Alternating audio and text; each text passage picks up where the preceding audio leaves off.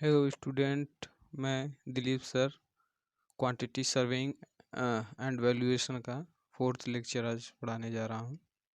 तो आप लोग ध्यान दीजिएगा। देखिए, यहाँ से चैप्टर 2 स्टार्ट हो चुका है। मैं चैप्टर 1 का PDF भी डाल दूँगा, तो आप लोग यहाँ से ध्यान दीजिए। क्या है चैप्टर 2 का नाम है सरल संरचनाओं के प्राक्कलन।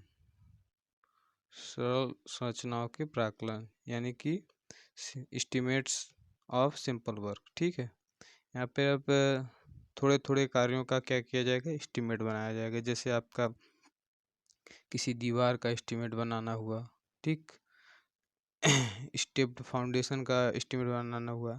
पहले तो आप पूरी बिल्डिंग का बनाना एक साथ सीख नहीं जाएंगे, तो क्या करेंगे, धीरे धीरे स्टार्ट करेंगे।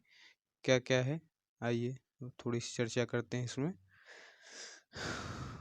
क्या हेडिंग है, जैसे देखिए यहाँ दिया हुआ है प्राक्कलन के लिए सरल समस्याएं। इसमें 2 न्यूमेरिकल है, आप उसको समझने की कोशिश करेंगे थोड़ा थोड़ा, तो चीज़ें आपको समझ में आएंगी। ठीक है, बहुत हार्ड नहीं है। क्या है, देखिए प्रश्न ध्यान से पढ़िए। कह रहा है कि एक कक्ष का भीतरी माप 4.5 मीटर × 3 मीटर है। इसके फर्श पर पूर्व ढालित कांचित टाइलें क्या करनी है, आपको लगानी है। ये देखिए एकदम बेसिक, अभी एरिया निकालने के लिए और टाइलों की संख्या निकालने के लिए बात किया जाएगा। अभी जो है कि आपका एस्टिमेट अभी स्टार्ट होगा। ठीक, तो क्या कह रहा है, टाइलें लगानी है। टाइल का नामन माप दे रखा है। क्या होगा, टाइल का 30 सेंटीमीटर × 30 सेंटीमीटर × 4 सेंटीमीटर है। ठीक है, फर्श के लिए टाइलों की संख्या आपको निकालनी है। समझ में आया? ये सब क्वेश्चन आप बहुत बेसिक क्वेश्चन है। देखिए यहाँ पर ध्यान देंगे आप लोग कि कह रहा है कक्ष की माप क्या है, 4.5 मीटर इसकी क्या हो गई, लंबाई मान लीजिए, और 3 मीटर क्या हो गई, चौड़ाई हो गई। ठीक, तो टोटल एरिया आप कमरे का निकाल सकते हैं। कमरे के फर्श का क्षेत्रफल 4.5 मीटर × 3 मीटर यानी कि 13.5 मीटर स्क्वायर हो जाएगा। ठीक है, अब एक टाइल का माप निकाल लीजिए। किसके पदों में आप निकालेंगे, मीटर में। ठीक है, 0.30 × 0.30।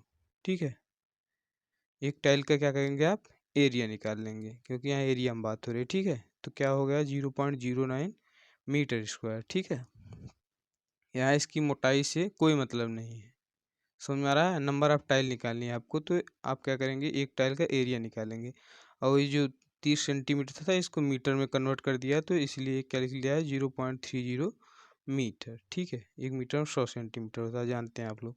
अब यहाँ टाइलों की संख्या निकालना होगा, तो आप लोग जानते हैं कि जो टोटल एरिया होगा कमरे का, उसमें किसका भाग दे देंगे, एक टाइल के क्षेत्रफल का। जैसे आप लोग पढ़े होंगे इससे पहले कि अगर ईंटों की संख्या निकालनी होती थी दीवार में, तो पूरे दीवार का क्षेत्रफल, ठीक है, पूरे दीवार के क्षेत्रफल में से क्या करते थे, एक ईंट के क्षेत्रफल से भाग देते थे, ईंटों की संख्या निकल के आती थी। ठीक है, तो यहाँ पर यही काम हो रहा है। ठीक है, अब कमरे में कितनी टाइलें लगेंगी वो निकल के आएगी। देखिए एक बेसिक प्रॉब्लम थी, अभी तो ये शुरुआत है, अभी काफ़ी लंबे लंबे न्यूमेरिकल क्या कहेंगे, इसमें एस्टिमेटिंग है। ठीक है, लेकिन बेसिक चीज़ें समझना बहुत ज़रूरी है।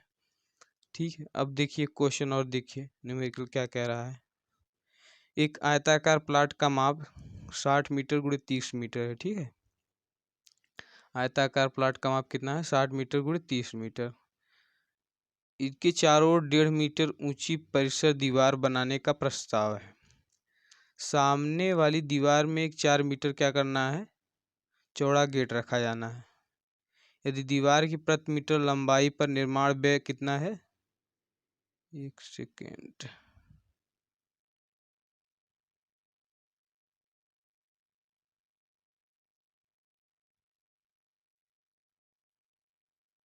यहाँ से देखिए क्या बात हो रही थी कि आयताकार प्लाट की माप कितनी है, 60 मीटर × 30 मीटर, और उसकी चारों 1.5 मीटर ऊंची आपको क्या करनी है, दीवार बनानी है, जिसमें 4 मीटर चौड़ा गेट लगाना है।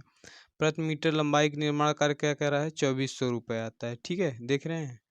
और उसके बाद दीवार की निर्माण लागत बताइए कि पूरी दीवार बनाने में कितना खर्च होगा। ठीक, तो यहाँ चित्र से समझिए क्या है, 60 मीटर × 30 मीटर का प्लाट हो गया आपके, 60 मीटर लंबाई, 30 मीटर चौड़ाई, चारों तरफ दीवार बनानी है, लेकिन क्या करना है, एक 4 मीटर का गेट भी लगाना है इसमें। ठीक है, और कितना ऊंचा लगाना है, 1.5 मीटर। ठीक, तो अगर कुल लंबाई आपको निकालनी है तो क्या करेंगे, आयत का जो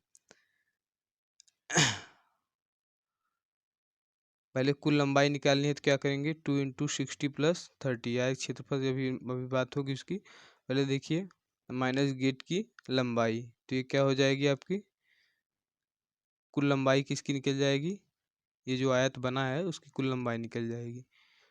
यानी कि आप 60 मीटर 2 बार होगा, यहाँ भी होगा, यहाँ भी होगा, 30 मीटर 2 बार यहाँ भी होगा, और यहाँ की तो टोटल लंबाई निकल जाएगी। लेकिन उसमें से 4 मीटर क्या करना है आपको, माइनस करना है, क्योंकि यहाँ क्या लगेगा, गेट लगेगा। ठीक है।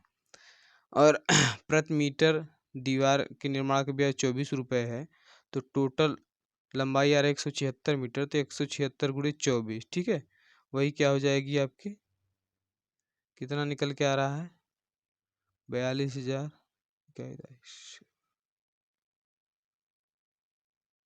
42,24,000 2400 रुपये आ रहा है, 2,400, ठीक है।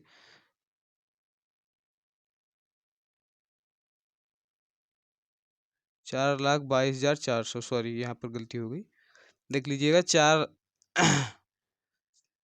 4 लाख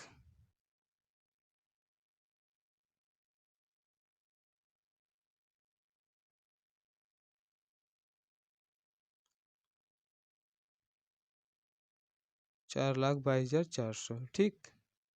अब यहाँ देखिएगा आप लोग क्या है, देखिए अभी जैसा कि आप पढ़े हैं इतना, तो आपको समझ में आ ही गया होगा कि जो क्षेत्रफल निकालना इसमें बहुत ज़रूरी है। एस्टिमेटिंग या क्वांटिटी सर्वेइंग और वैल्यूएशन में क्या है आपका, किसी भी चीज़ का एरिया का फार्मूला आपको याद होना चाहिए। ठीक है, तो मैं यहाँ पर देखिए कुछ नोट्स डालने जा रहा हूँ।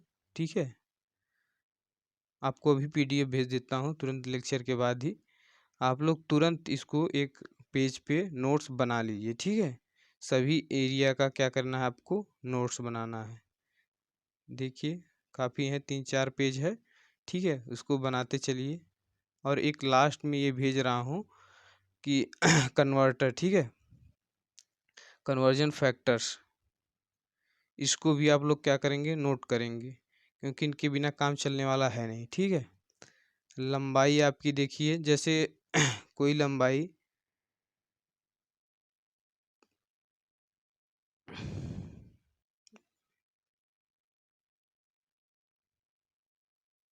तो यहाँ पर ध्यान दीजिए क्या है ये कन्वर्जिंग फैक्टर क्या है, देखिए थोड़ा सा ध्यान दीजिएगा यहाँ पर, एक सेकेंड।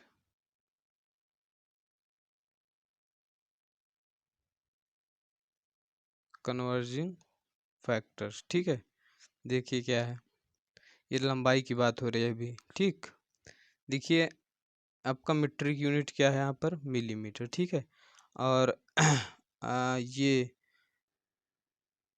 एफपीएस यूनिट क्या है आपकी, इंच। ठीक, इसके कहने का मतलब है क्या, ध्यान समझिएगा आप लोग, इसके कहने का मतलब है कि 1 मिलीमीटर में, यहाँ देखिए मीट्रिक टू एफपीएस चल रहा है। ठीक है, मीट्रिक क्या आपकी यूनिट है, मिलीमीटर, ध्यान दीजिए, और एफपीएस क्या है, इंच।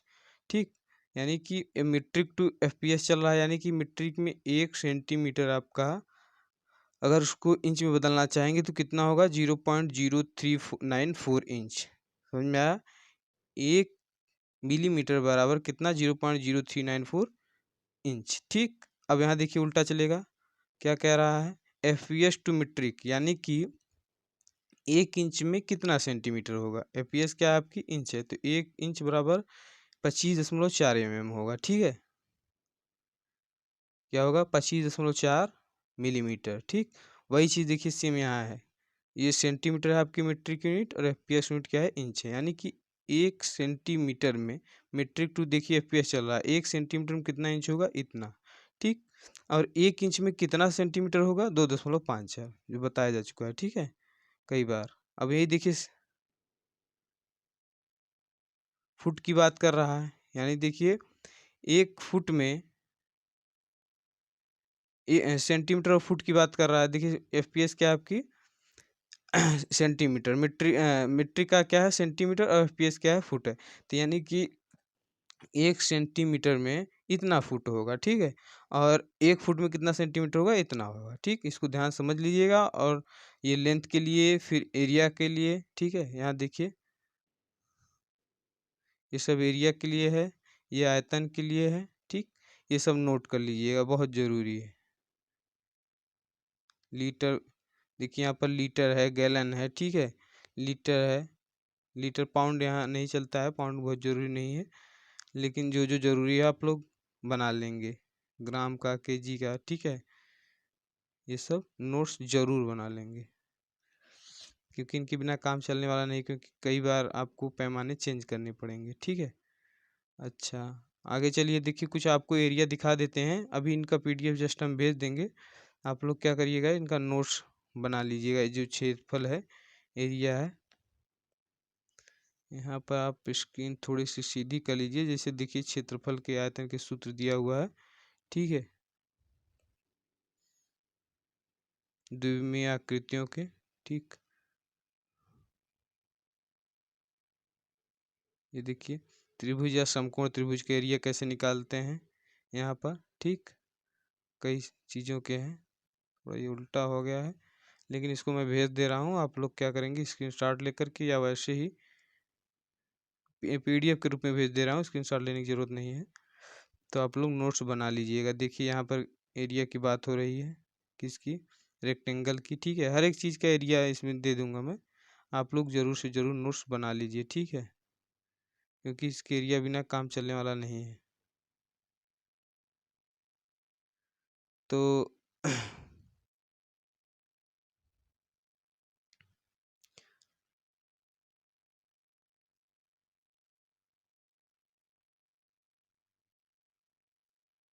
आज के लिए इतना ही रखते हैं। फिर नेक्स्ट लेक्चर में कुछ और, जैसे आपका बात होगी स्टेप्ड फाउंडेशन की, कैसे करते हैं एस्टिमेटिंग, ठीक है? वाल की कैसे करते हैं एस्टिमेटिंग। लेकिन आप लोग इसको पहले नोट्स बना लेंगे, तभी काम आगे बढ़ पाएगा। कि एरिया कैसे, रेक्टेंगुलर शेप है तो उसका एरिया कैसे निकलेगा, क्योंकि इसकी बहुत ज़रूरत पड़ेगी। और सर्कुलर शेप है तो कैसे एरिया निकलेगा, ठीक है? आप इसको नोट्स ज़रूर कर लीजिएगा और याद भी कर लीजिएगा, ठीक है? क्योंकि इसके बिना आपका न वॉल्यूम निकल पाएगा, न एरिया निकल पाएगा, और एस्टिमेटिंग आप या क्वांटिटी सर्वेइंग नहीं कर पाएंगे, ठीक है? तो आज के लिए इतना ही रखते हैं। बहुत बहुत धन्यवाद।